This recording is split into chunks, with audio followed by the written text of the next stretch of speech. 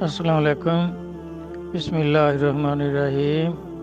یہ جو آپ نے روزوں کے بارے میں دریافت فرمایا ہے تو ایک حدیث پاک ہے کہ نبی علیہ الصلوۃ والسلام کو دیکھ کر کچھ صحابہ نے اس طرح نفلی روزے رکھنا شروع کر دیے، تو کچھ دنوں کے بعد تو ان کی یہ شکایت آئی کہ جی فلاں فلاں صحابہ جو ہیں وہ راستے میں گر جاتے ہیں، بے ہوش ہو جاتے ہیں، چکر آتے ہیں ان کو۔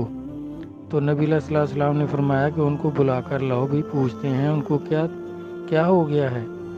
تو جب ان کو لایا گیا تو آپ نے پوچھا کہ بھئی کیا ہو گیا آپ کو، اس کی کوئی دوائی وغیرہ کریں؟ تو انہوں نے عرض کیا کہ حضور آپ کو ہم نے دیکھا کہ آپ اکثر روزے سے ہوتے ہیں، تو آپ کے دیکھا دیکھی ہم نے بھی روزہ رکھنے شروع کر دیے، اور اس کی وجہ سے خشکی اور کمزوری ہو گئی، جس سے آنکھوں کے سامنے اندھیرا آ جاتا ہے عصر کے ٹائم، اور پتہ نہیں چلتا، ہم گر جاتے ہیں۔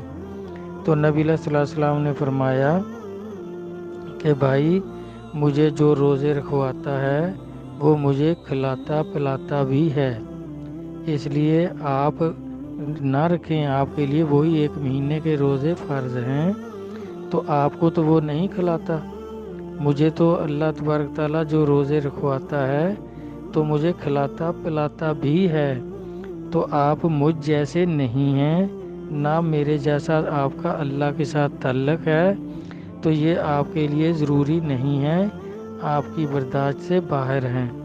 تو اس طرح یہ میں نے اس حدیث کی اپنے الفاظ میں تشریح کر دی ہے۔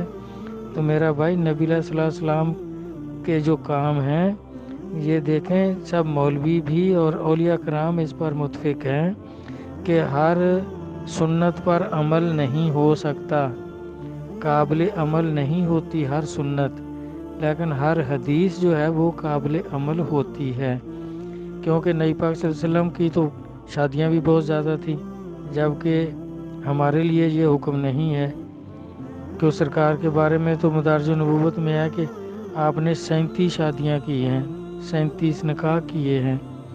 تو جبکہ مسلمان اگر مالی طور پر جسمانی طور پر صحت مند ہو، انصاف بھی رکھ سکتا ہو، تو پھر بھی 4 شادیاں کر سکتا ہے، اگر نہ ایسی حالت اس کی ہو تو پھر سرکار اللہ تعالیٰ نے فرمایا ایک ہی کافی ہے۔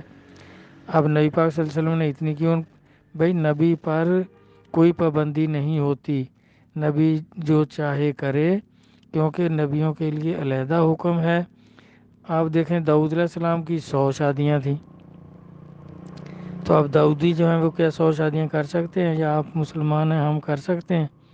تو اس طرح یہ نبی علیہ السلام کے اتنے خصوصی عمل ہیں وہ ہمارے لیے نہیں ہیں۔ تہجد بھی سرکار پر فرض تھی، جبکہ ہمارے اوپر فرض نہیں ہے، ہمارے لیے کوئی کرے تو سنت ہے، لیکن وہ ہمیشہ کر سکتا ہو تو پھر کرے، یہ نہیں کہ سردیوں میں پڑھ لی یا گرمیوں میں پڑھ لی، کبھی پڑھ لی کبھی چھوڑ دی، پھر اس طرح گناہ ہوگا الٹا۔ تو اگر مستقل کر سکتا ہے تو پھر تہجد پڑھے، لیکن اس کا پڑھنے کا طریقہ بھی جو ہے اس کے مطابق پڑھے۔ تو اس طرح میرا بھائی نبی صلی اللہ علیہ وسلم کے کتنے کام ایسے ہیں جو امت کے لیے نہیں ہیں۔